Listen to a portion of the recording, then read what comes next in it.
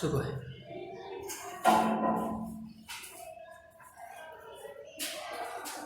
Good morning बच्चों। आगे continue करते हैं। एल्यूमिनियम ट्राइक्लोराइड के बारे में पढ़ा था। आगे इसी को कंटिन्यू करते हैं। अब देखो एल्यूमिनियम का जो ट्राइक्लोराइड होता है उसमें हमने बताया था कि जो एल्यूमिनियम का जो वैकेंट ऑर्बिटल होता है वो क्लोरीन से अपने लोन पे ग्रहण करके अपने हाइब्रिडाइजेशन को क्या कर लेता है, परिवर्तित कर लेता है। सही है। तो जो एल्यूमिनियम ट्राइक्लोराइड होता है वो जो वेपर फेज होती है उसमें इसका हाइब्रिडाइजेशन कौन सा होता है, sp3। लेकिन एल्यूमिनियम ट्राइक्लोराइड की जो सॉलिड फॉर्म होती है उसमें इसका हाइब्रिडाइजेशन क्या हो जाता है, चेंज हो जाता है। वो कितना हो जाता है, sp3d2 हाइब्रिडाइजेशन हो जाता है। सर वो कैसे? इसमें क्या होता है, एल्यूमिनियम देखो अगर मैं सबसे पहले वेपर फेज की बात करता हूं तो वेपर फेज में क्लोरीन क्लोरीन क्लोरीन ठीक है, और ये एल्यूमिनियम क्लोरीन क्लोरीन क्लोरीन।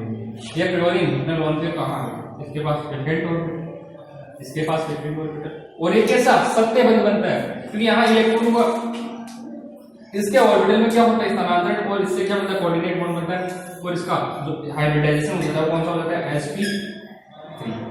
लेकिन सॉलिड फॉर्म में इसके पास वैकेंट डी ऑर्बिटल क्लोरीन के साथ क्या बनाते हैं, बॉन्ड का फॉर्मेशन करते हैं, जिसके कारण अब इसका जो हाइब्रिडाइजेशन होगा इसमें सॉलिड फॉर्म में वो कौन सा हो जाएगा, sp3d2। तो वेपर फेज के बारे में पढ़ लिएगा। और ये सॉलिड फॉर्म होता है, और सॉलिड फॉर्म में याद रखना एल्यूमिनियम का जो हाइब्रिडाइजेशन होता है वो कौन सा होता है, sp3d2 होता है। इंपॉर्टेंट है भैया, बस इतना सा आपको याद रखना है कि सॉलिड फॉर्म में जो एल्यूमिनियम होता है, एल्यूमिनियम ट्राइक्लोराइड, उसमें एल्यूमिनियम का जो हाइब्रिडाइजेशन होता है, ये संकरण होता है, वो sp3d2 होता है। सही है। इसके पश्चात आगे की तरफ मूव करते हैं। बोरॉन एंड इट्स प्रॉपर्टीज, जो बोरॉन की प्रॉपर्टीज है उसके बारे में अध्ययन करते हैं। ये बातें हो चुकी थी कल।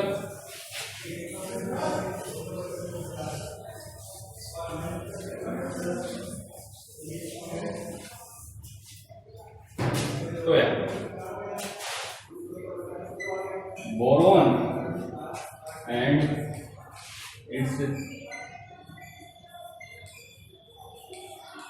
प्रॉपर्टीज। अगर बोरॉन की बात करता हूं तो boron is an extremely hard with high melting point. मतलब बोरॉन एक कठोर पदार्थ होता है जिसका मेल्टिंग पॉइंट क्या होता है, सबसे ज्यादा होता है। और गैलियम का जो मेल्टिंग पॉइंट होता है वो कैसा होता है, सबसे कम होता है। बोरॉन का अगर निर्माण की बात करता हूं तो बोरॉन ट्राइक्लोराइड, मतलब अगर बोरॉन ट्राइक्लोराइड का क्या करूंगा, जल या हाइड्रेशन करवाया जाता है, जल के साथ या हाइड्रोजन गैस के साथ रिएक्शन करवाते हैं तो हमें प्राप्त होता है एक तो एसिड और दूसरा कौन प्राप्त होता है, बोरॉन प्राप्त होता है। इसका मतलब जैसे मैं इसकी बोरॉन ट्राइक्लोराइड की रिएक्शन हाइड्रोजन के साथ करवाऊंगा तो एक तो प्राप्त होता है हमें बोरॉन, और साथ के साथ हाइड्रोजन क्लोराइड हमें प्राप्त होती है।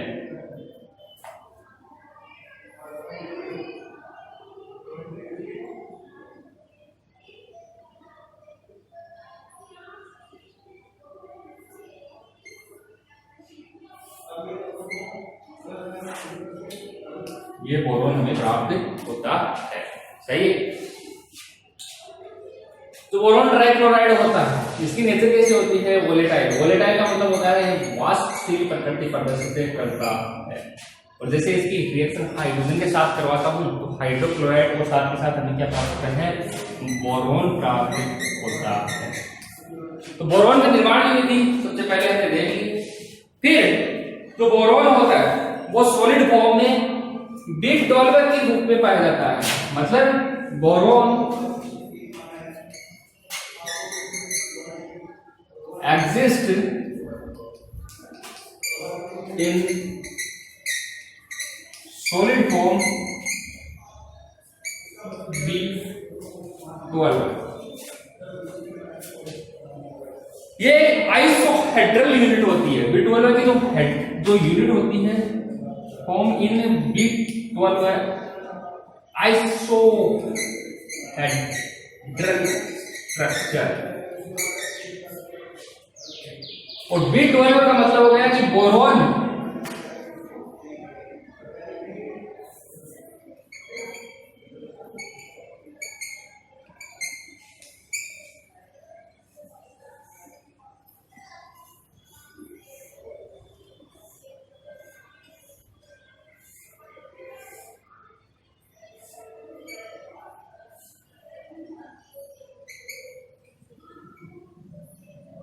कुछ इस प्रकार की संरचना में पाया जाता है।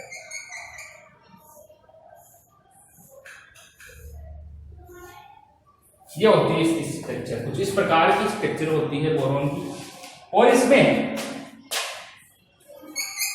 20 फेसेस 20 फ्लैग होते हैं और प्रत्येक बोरॉन 5 बोरॉन के साथ समान बॉन्ड लेंथ के रहता है।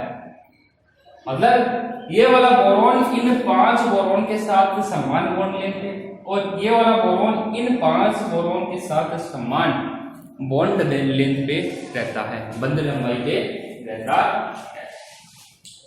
तो they are high equidistance boron atoms from each boron in the unit. फिर ये बात हो गई बोरॉन के कुछ सॉलिड फॉर्म की। बोरॉन सॉलिड फॉर्म में किस प्रकार से एग्जिस्ट करता है, बोरॉन का निर्माण कैसे होता है। आगे की तरफ मूव करते हैं और मूव करने से पहले बोरॉन का जो सबसे इंपॉर्टेंट यहाँ पे टॉपिक है वो पढ़ेंगे कि बोरॉन का जो कंपाउंड है जिसे हम टिंकेल कहते हैं, बोरेक्स बी डिटेल्स कहते हैं, उसका निर्माण कैसे होता है। तो सबसे पहले इनको आप कर लेना। आगे की तरफ मूव करते हैं और कंपाउंड ऑफ बोरॉन और अब सबसे पहले जो अध्ययन करेंगे वो करना है टिंकेल।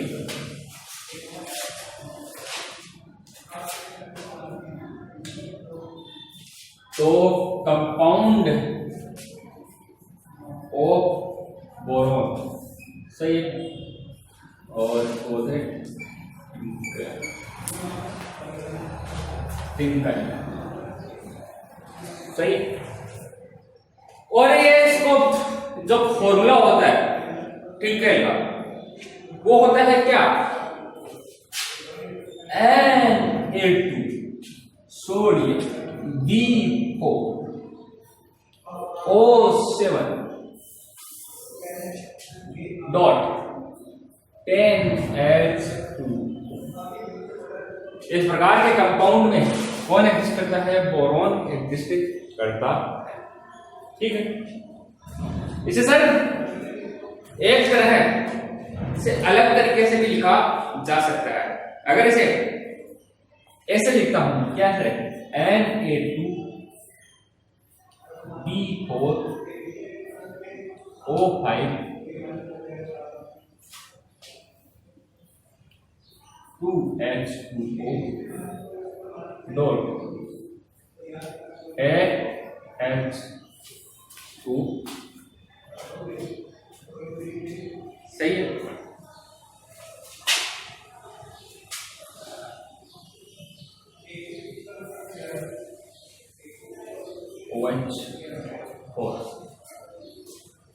डिटेल में बात करता हूं, बोरॉन का जो कंपाउंड होता है क्या तो इसके रूप में प्रदर्शित होता है या फिर इस फॉर्मूले के रूप में प्रदर्शित होता है। ठीक है, तो बोरॉन की बात कर रहे थे तो बोरॉन के कंपाउंड से पहले टिंकल की बात की थी और हमने बोरेक्स की बात की थी। तो बोरेक्स में Na2B4O710H2 के रूप में रिप्रेजेंटेड होता है और इसे इस प्रकार से भी हम परिभाषित कर सकते हैं। अब आगे की तरफ मूव करता हूं कि सर जो बोरेक्स होता है इसे क्या बोलते हैं, बोरेक्स। टिंकल को क्या बोलते हैं, बोरेक्स। इसको अगर जल में वियोजित करते हैं तो ये कैसी प्रकृति प्रदर्शित करता है और इसकी स्ट्रक्चर कैसी होती है, सबसे पहले वो देख लेते हैं। तो बोरॉन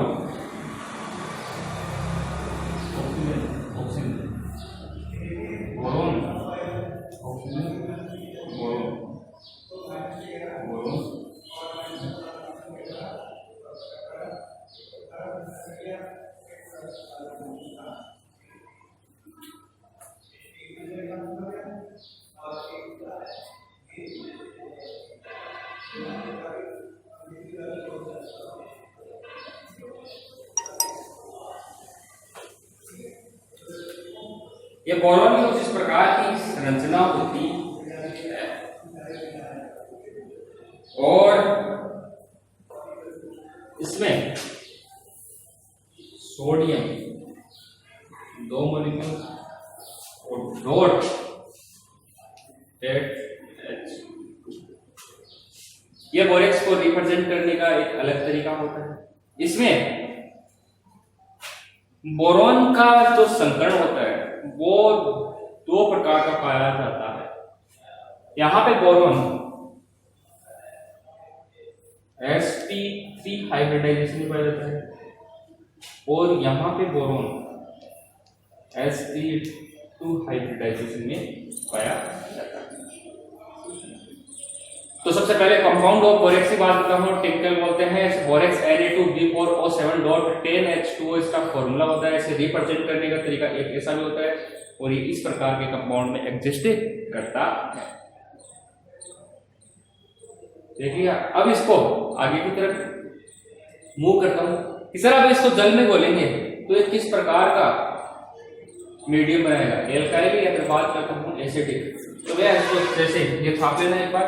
बोरेक्स के बारे में थोड़ा सा फॉर्मूला और फॉर्मूले का जरा आउटपुट मैंने दिया है। आगे मूव करते हैं और बोरोन में जैसे हम सॉल्यूशन बोरोन में या फिर बात करते हैं एक्वा सॉल्यूशन की बात करते हैं तो एक तो बनाता है वीक एसिड और एक बनाता है स्ट्रॉन्ग बेस। वो कैसे आगे होगा समझे।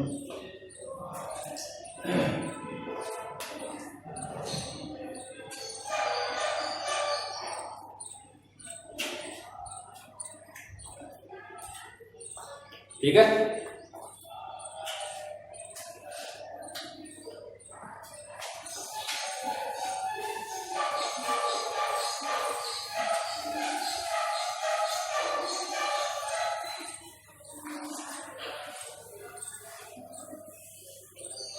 अब देखो ये जो बोरेक्स होता है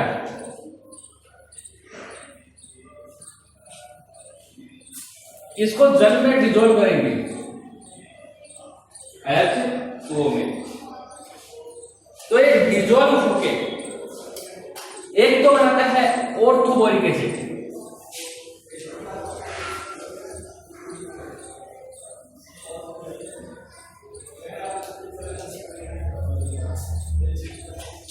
और दूसरा बनाता है क्या NaOH।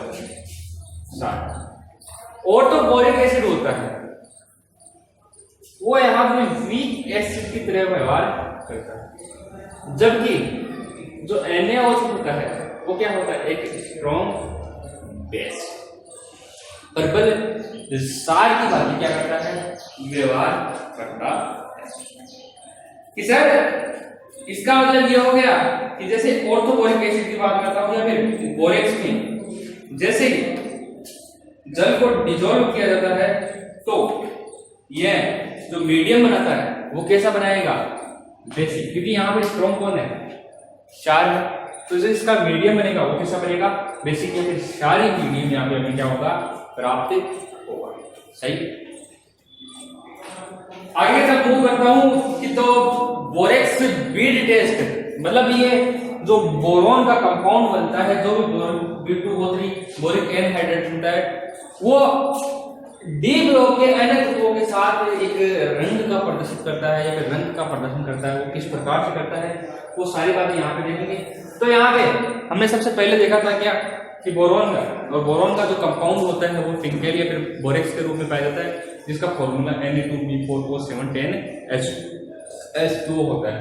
फिर इसके हमने 3 अलग अलग फॉर्म बनाए थे। ठीक है, फिर हमने जो बोरेक्स है उसका क्या किया था जल में योजन किया था और जल योजन होने के पश्चात इसका जो मीडियम बनता है वो कैसा बनता है सारी बनता है। और सारी मीडियम बनने के कारण ये कैसे प्रदर्शित करता है यहाँ पे एल्काइल। अब जो बोरोन है उसमें मैं से बोल रहा हूं कि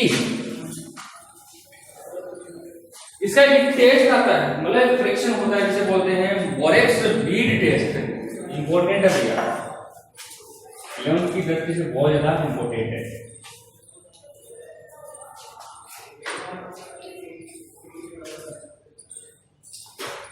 और बोरेक्स बीड टेस्ट क्या होता है कि जैसे ही बोरेक्स को गर्म करते हैं तो उसमें से जो जल के अणु होते हैं वो बाहर निकल जाते हैं, और जो बचा हुआ बोरेक्स होता है उसे बोलते हैं बोरेक्स बीड। मतलब ये बोल रहा है कि जैसे बोरेक्स है, मैंने ले लिया बोरेक्स, और इसको मैं जैसे ही हीट करूंगा तो इसमें से H2O मतलब जल के अणु क्या हो जाते हैं, बाहर निकल जाते हैं। तो देखो भैया ये होता है हमारा बोरेक्स Na2B4O7 डॉट 10H2, गरम करने पर H2 अणु बाहर निकलेगा, ठीक है। और ये लोग मैंने क्या किया, इसे हॉट किया, और हॉट करते ये लोग Na2B4O7। अब जो बोरेक्स बना इसको अगर मैं फर्दर गर्म करता हूं, आगे गर्म करता हूं, तो ये एक बोरेक्स बीड मतलब बोरेक्स का एक मनका सा बनाता है, ठीक है। और वो जो मनका बनता है उसमें गैसी का मतलब होता है पारदर्शी, मतलब आर पार क्या कर सकते हैं, हम देख सकते हैं। जो बीड बनता है, जो मनका बनता है, वो कैसा होता है, ग्लेसिक होता है।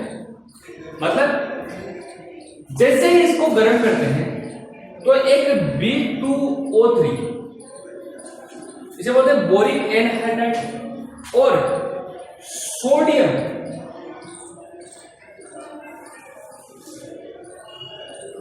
बोरेट का क्या होता है, निर्माण होता है।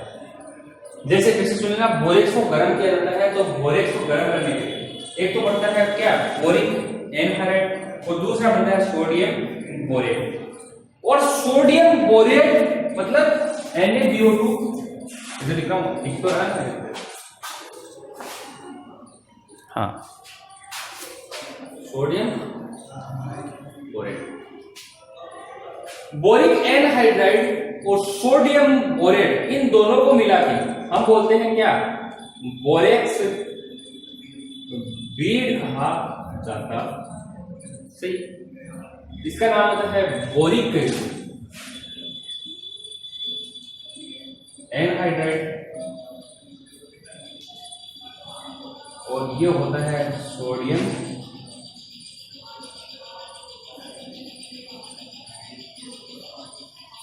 बोरेट, ठीक है।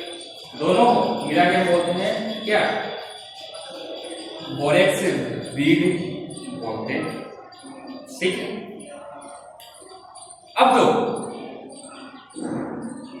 हमारा कंपाउंड है कौन सा, बोरेक्स बीड, इसके साथ अगर हम किसी डी ग्रुप तत्व को गर्म करते हैं तो यहां पे और जो डी ग्रुप तत्व होगा वो क्या करेगा, कलर का प्रदर्शन करेगा।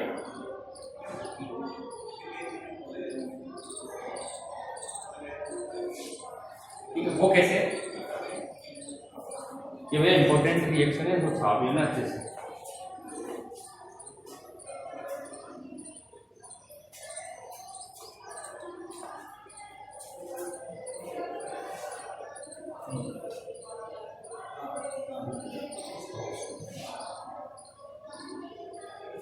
हो गया। तो सर ये है तो बोरेट ही, बोरेक्स ही, बोरेक्स को गर्म करने के लिए बोरिक एनहाइड्राइड और सोडियम बोरेट, ठीक है। अब जो बोरिक एनहाइड्राइड और सोडियम बोरेट है, जैसे मैं बात करता हूं किसी, जैसे मैंने कोबाल्ट की बात की, धातु है, डी ग्रुप का एलिमेंट है,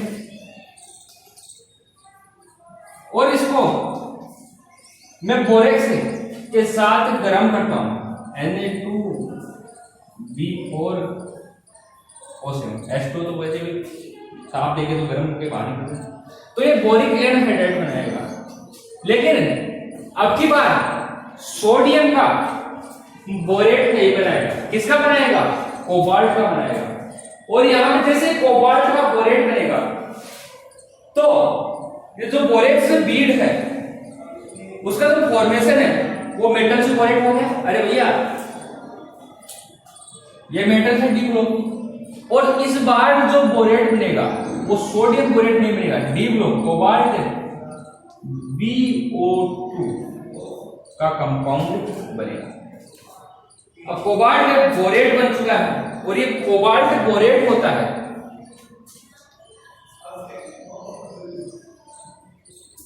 वो कैसा होता है? ब्लू कलर का, मतलब नीले कलर का होता है। तो आपको ये याद रखना है कि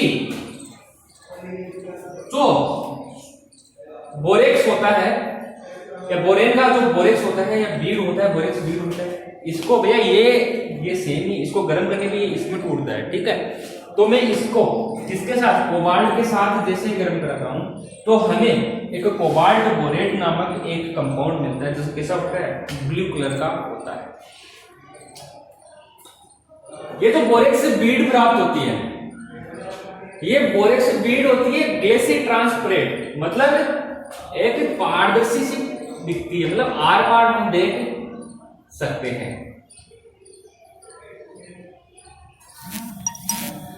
यहां पे जो बोरेक्स से बीड प्राप्त होती है वो कैसी होती है? ग्लेसी ट्रांसपेरेंट, मतलब एक मनका बनता है जिससे हम उससे आर पार देख सकते हैं।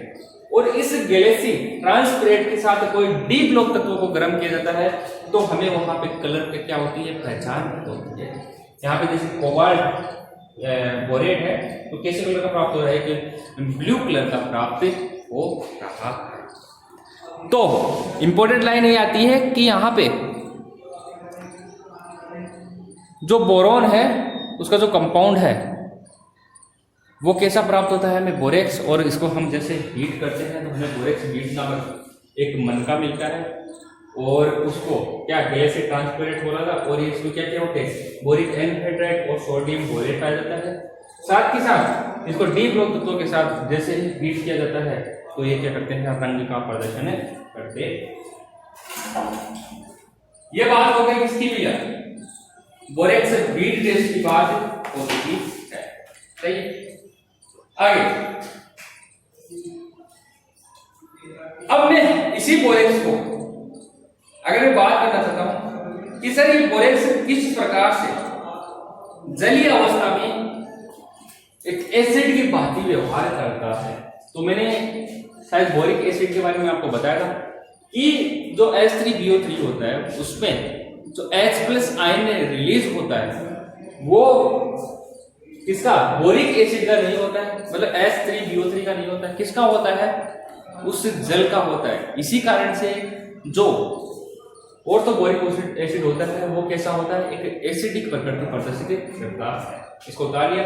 ये भैया बोरेक्स बीड टेस्ट का एक आउटपुट है, आपको फिर से ध्यान से देखना। बोरेक्स होता है उसको हीट करते हैं तो H2 जल का अणु बाहर निकलता है। जैसे मैंने इसको हीट किया तो ये बना हमें बोरेक्स प्राप्त हुआ, और इसको जैसे ही आगे हीट करता हूं तो एक पारदर्शी क्या प्राप्त होता है? मन का प्राप्त होता है, जिसे हम बोलते हैं क्या? Borax bead test. और इस बोरेक्स बीड को डी ब्लॉक तत्वों के साथ हीट करने पे हमें क्या प्राप्त होता है? रंग का, या फिर बात करते हैं कलर की क्या होती है? पहचान होती है। ये बात हो गई इसके बोरेक्स बीड टेस्ट के बारे में। आगे की तरफ मैं मूव करता हूं तो हमने एक रिएक्शन पढ़ी थी अभी कि जैसे इसे बोरेक्स को जलीय करते हैं तो ये वीक एसिड और स्ट्रॉन्ग बेस का एक कंपाउंड बनाता है, सही है। तो देखो भैया ये रहा आपका Na2B4O7 सही डॉट 10H2, और इसको जैसे जल वियोजित करते हैं, जल में वियोजित करते हैं या योजन करते हैं तो ये उड़ता है किसमें? एक तो बनाता है सर H3BO3 जिसे हमने क्या बोलता है? वीक एसिड, और एक बनाता है NaOH जिसे हमने क्या बोलता है? Strong base. ये रिएक्शन हो गई। अब मेरा कहने का मतलब ये जो बोरिक एसिड होता है जिसे हमने और तो बोरिक एसिड बोला, ये भैया एसिडिक प्रकृति कहाँ से प्रदर्शित करता है? अगर इसके स्ट्रक्चर बनाना हो तो कुछ इस प्रकार की होती है। वैसे तो मैंने समझा दिया इसको एक बार, सही। ये OH आयन रिलीज करने की प्रवृत्ति रखता है, सही। लेकिन जैसे ही हम इसको इसमें H2O में डिसॉल्व करते हैं, H और OH, ठीक के पास वैकेंट ऑर्बिटल होने के कारण ये इसके साथ क्या करेगा? बॉन्ड का फॉर्मेशन करेगा, और यहाँ से हाइड्रोजन आयन क्या होगा? रिलीज होगा। तो ये किस प्रकार का कंपाउंड बनाएगा? ये BOH4 माइनस प्रकार का कंपाउंड बनाता है और यहाँ से क्या रिलीज होता है, एक H प्लस आयन क्या होता है, रिलीज होता है। और ये H प्लस आयन रिलीज होने के कारण जो बोरोन होता है या बोरिक एसिड होता है वो कैसी प्रकृति प्रदर्शित करता है, एक वीक एसिडिक प्रकृति प्रदर्शित करता है। सही, ये बातें मैंने पहले कर ली क्लास, आगे इसी को कंटिन्यू करते हैं। तो बोरिक एसिड के बारे में हम क्लास ले ली थी। आगे की ओर मूव करने से पहले मैं आपको बता दूं कि हमने बोरोन के हैलाइड्स के बारे में पढ़ा, ठीक है, फिर हमने इसकी स्ट्रक्चर पढ़ ली थी, ठीक है, फिर डाइबोरेन के बारे में हमने पढ़ लिया, सही। और इसमें अब रह गया है तो मात्र कुछ इसके यूजेस रह गए और थोड़ा बहुत इसका कुछ प्रिपरेशन का मेथड रह गया, नहीं करा दिया था, प्रिपरेशन का मेथड भी करा दिया था मैंने। तो यहाँ पे आपकी जो भी बोरोन फैमिली है उसमें कुछ आउटलाइन तो कुछ रहा नहीं है। मैंने मोस्टली जितना भी आपकी जो भी कंपटीशन की एग्जाम होती है उसमें आता है उतना सब कुछ करा दिया है। इससे बाहर शायद बोरोन फैमिली से कोई क्वेश्चन आया हुआ नहीं है। कुछ इंपॉर्टेंट अगर कोई बात हो सकती है तो कुछ रहा है तो एल्यूमिनियम के उपयोग रहे होंगे जो बहुत कम पूछते हैं, लेकिन याद रखना भैया ये पायरेक्सिक ग्लास बनाने में, क्योंकि हमको पता है बोरोन का जो कंपाउंड था अभी पता था, जो जैसे हमने क्या बोला था, बोरेक्स बोला था, वो कैसा होता है, पारदर्शी होता है। और एल्यूमिनियम के हम वायर जानते हैं कि एल्यूमिनियम के वायर बनते हैं। और इसकी कंडक्टिविटी की बात करें तो चालकता क्या होती है, बहुत ही, ठीक है। तो ये सारी बातें हो चुकी हैं किसके बारे में, बोरोन फैमिली के बारे में हो चुकी है। आगे की ओर इसको कंटिन्यू करेंगे और आगे अगली क्लास में जैसे हम एंटर करेंगे तो कार्बन फैमिली से एंटर करेंगे। तो हमारे 11th क्लास में बोरोन और कार्बन फैमिली जिसको हम क्या करेंगे, फिनिश करेंगे। फिर आगे जो भी पीरियोडिक टेबल, केमिकल बॉन्डिंग, जो भी चैप्टर स्टार्ट करना उसको start. Thank you so much. घर पे हो, सुरक्षित हो, कोरोना काल में घर पे ही